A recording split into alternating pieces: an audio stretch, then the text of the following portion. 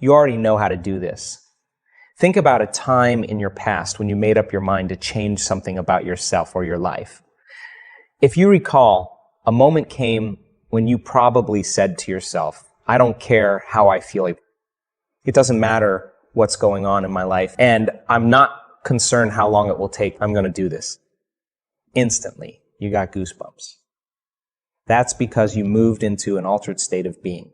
The moment you felt that energy, you were sending your body new information. You felt inspired and you came out of your familiar resting state. That's because by thought alone, your body moved from living in the same past to living a new future. In reality, your body was no longer the mind. You were the mind. You were changing a belief. Because the moment you step out from doing the same thing and making a different choice, there's going to be some discomfort because the body subconsciously has been programmed emotionally into the past. So the moment you make a different choice, you're stepping out of the known into the unknown. The body starts influencing the mind to return back to the familiar place. That's why people have difficulty changing. And yet, if meditation is the model to become so familiar with your old self and so familiar with your new self, how many times do we have to forget until we stop forgetting and start remembering? That's the moment called change, okay? Give people the tools and let them practice, and they'll actually start enjoying it, okay? But if you're not being defined by a vision of the future, I assert you're left with the memories of the past, and you'll be predictable in your life. So you wake up in the morning, you see your coworker, you see your husband, you see you're on a Zoom call, you're picking up your cell phone. For most people, it's the environment that's actually causing them to think and feel equal to everything that they know.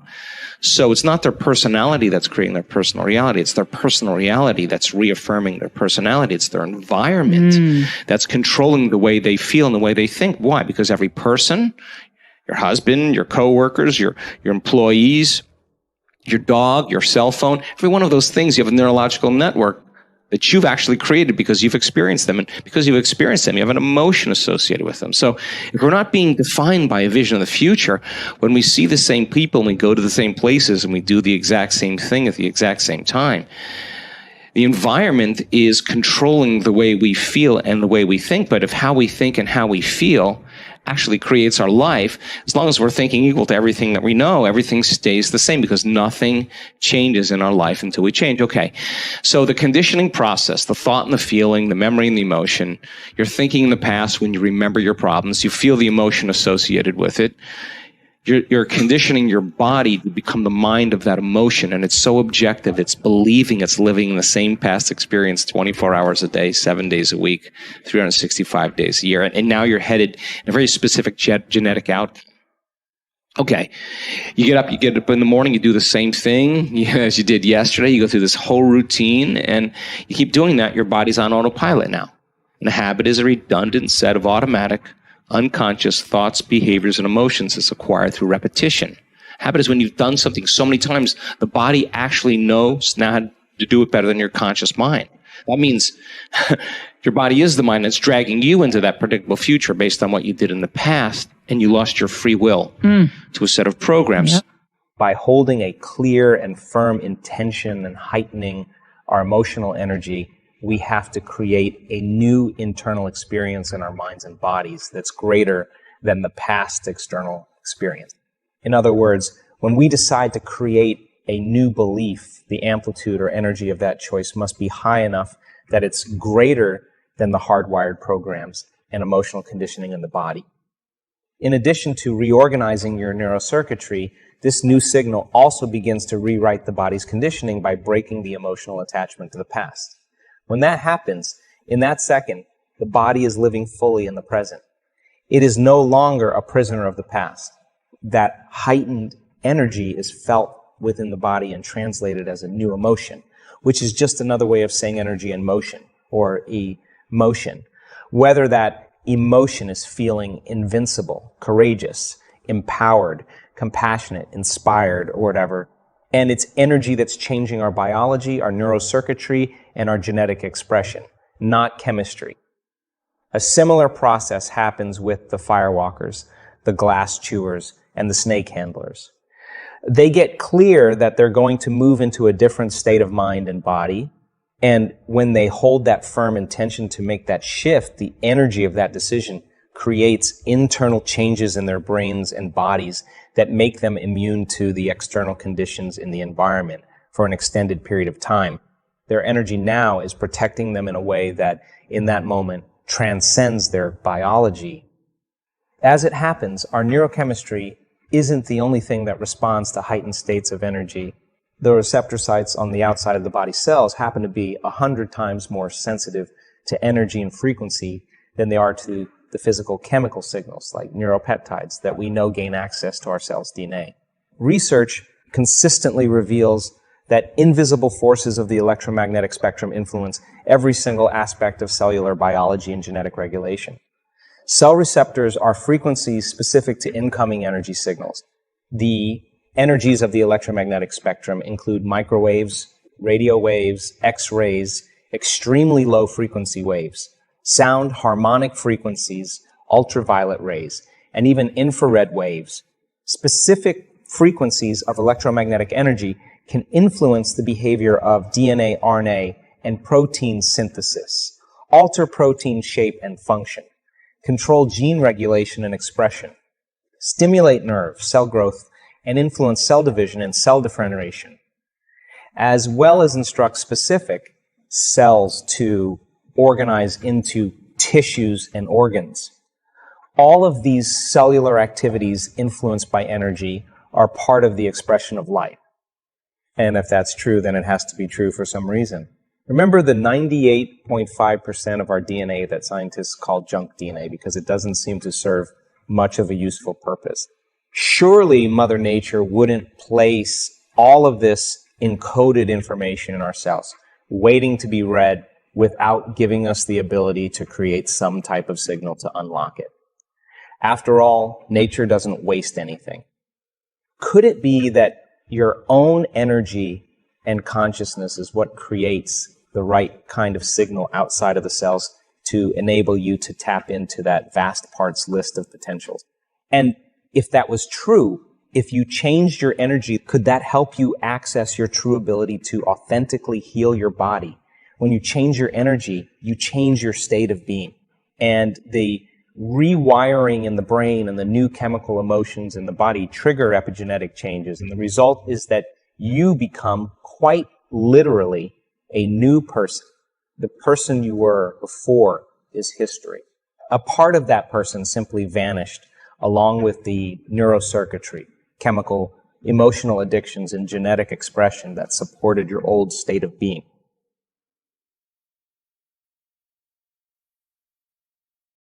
So if people understand that 90% of the thoughts that they think every day are the same thoughts as the day before, that's a fact. And the same thoughts always lead to the same choices. The same choices always lead to the same behaviors. The same behaviors create the same experiences. And the same experiences produce the very same feelings and emotions. And those same emotions influence our very same thoughts. And our biology, our circuitry, our neurochemistry, our hormones, our gene expression stays the same because we're the same. But the repetition of firing and wiring the same circuits in our brain in the same way causes us to create a very finite set of circuitry that becomes our identity and our personality. And nerve cells that fire together wire together, which means you keep doing it, it gets easier for them to fire and they run more automatically. So it turns out 95% of who we are by our midlife is a set of memorized behaviors, unconscious habits, hardwired thoughts and attitudes, conditioned emotions that are so familiar to us that it doesn't even feel like fear or it doesn't feel like sadness. It's just who we are. So it usually takes crisis or trauma or disease or diagnosis or your lowest point in your life where you're knocked to your knees. And for that moment, you actually have a view of yourself outside of yourself. You can see yourself from a different state. The facade, the whole illusion is over. And that's when a person really begins to think about what they've been thinking about. They begin to notice how they speak or how they act. And I think they begin to pay attention to those feelings on a more regular and conscious basis. And the word meditation, I looked this up because when I started my journey, I'm very scientifically minded. The word meditation, the symbol means to become familiar with. So then the first step to change, if you wanted to create a new life, you have to change. To change your personal reality, you have to change your personality. And the first step is consciousness or becoming aware. So then ask yourself, what beliefs and perceptions about you and your life have you been unconsciously agreeing to that you'd have to change in order to create this new state of being? This is a question that requires some thought because, as I said, with many of these beliefs, we aren't even aware that we believe them. Often, we accept certain cues from our environment that then prime us to accept certain beliefs, which may or may not be true. Either way, the moment we accept the belief, it has an effect not only on our performance, but also on the choices we make.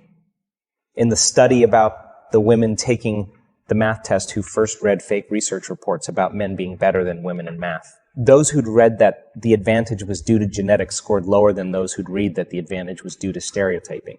Although both reports were false, men are no better at math than women. The women in the group who'd read that they had a genetic disadvantage believed what they'd read and then scored lower. It was the same with the white men who were told that Asians score slightly better than whites on a test they were about to take. In both cases, when the students were primed to unconsciously believe they wouldn't score as well, they, in fact, didn't, even though what they were told was totally false. With this in mind, take a look at this list of some common limiting beliefs and see which ones you may be harboring without being fully aware that you're doing so. I'm not good at math. I'm shy. I'm short-tempered. I'm not smart or creative. I'm a lot like my parents. Men shouldn't cry or be vulnerable. I can't find a partner. Women are lesser than men. My race or culture is superior. Life is serious. Life is difficult and no one cares. I'm never going to be a success. I have to work hard to make it in life. Nothing good ever happens to me. I'm not a lucky person. Things never go my way. I never have enough time. It's someone else's responsibility to make me happy. When I own this particular thing, then I'll be happy. It's hard to change reality. Reality is a linear process. Germs make me sick. I gain weight easily. I need 8 hours of sleep. My pain is normal, and it'll never go away. My biological clock is ticking. Beauty looks like this. Having fun is frivolous. God is outside of me. I'm a bad person, so God doesn't love me. I could go on forever, but you get the idea. Since beliefs and perceptions are based on past experiences, then any of these beliefs that you happen to hold about yourself came from your past. So are they true, or did you just make them up? Even if they were true at some point in time, that doesn't necessarily mean that they're true now. We don't look at it that way, of course, because we're addicted to our beliefs. We're addicted to the emotions of our past. We see our beliefs as truths, not ideas that we can change. If we have very strong beliefs about something, evidence to the contrary could be sitting right in front of us, but we may not see it because what we perceive is entirely different. We've, in fact, conditioned ourselves to believe all sorts of things that aren't necessarily true. And many of these things are having a negative impact on our health and happiness. Changing beliefs may be difficult, but it's not impossible. Just think what would happen if you were able to successfully challenge your unconscious beliefs. Instead of thinking and feeling, I never have enough time to get everything done. What if you instead thought and felt, I live in no time and I accomplish everything? What if instead of believing the universe is conspiring against me, you believed the universe is friendly and works in my favor? What a great belief. How would you think? How would you live? And how would you walk down the street if you believed the universe works in your favor? How do you think that would change your life? When you change a belief, you have to start by first accepting that it's possible, then change your level of energy with a heightened emotion, and finally allow your biology to reorganize itself. it's not necessary to think about how that biological reorganization will happen or when it's going to happen. That's the analytical mind at work, which pulls you back into a beta brain wave state and makes you less suggestible. Instead, you just have to make a decision that has finality. And once the amplitude or energy of that decision becomes greater than the hardwired programs in your brain and the emotional addiction in your body, then you are greater than your past. Your body will respond to a new mind, and you can affect real change.